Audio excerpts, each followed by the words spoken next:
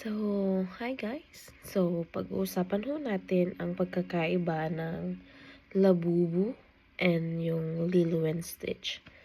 So, meron ako dito example.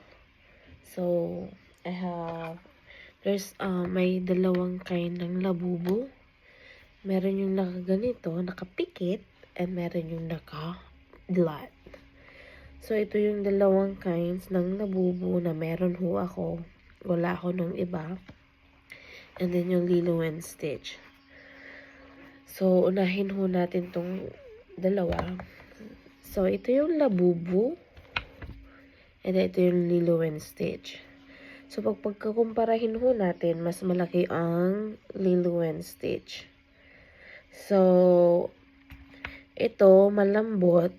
Pero, paghahawakan ho, mas malambot ho ito.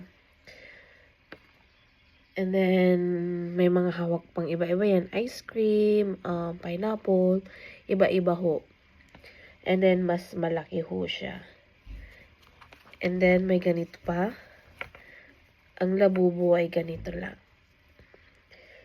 So, ito po, pakita ko. Ito ho yung labubu.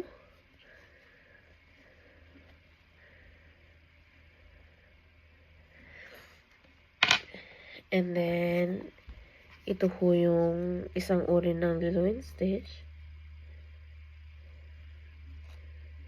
Nakaganyan. Oh.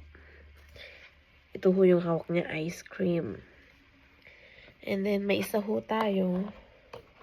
Pagkumparahin ho natin. Ito ho yung isang ng labubu. Iba naman ho yung texture niya. Ganito ho siya. Nakadilat. Ayan ho. And then yung isa pang ng Lilo and Stitch. Ito po.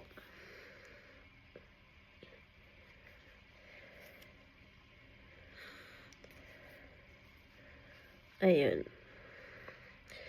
So, nakaganyan ho. Iba naman ho ang hawak niya. Pizza. So, mas malaki ho talaga ang labubu.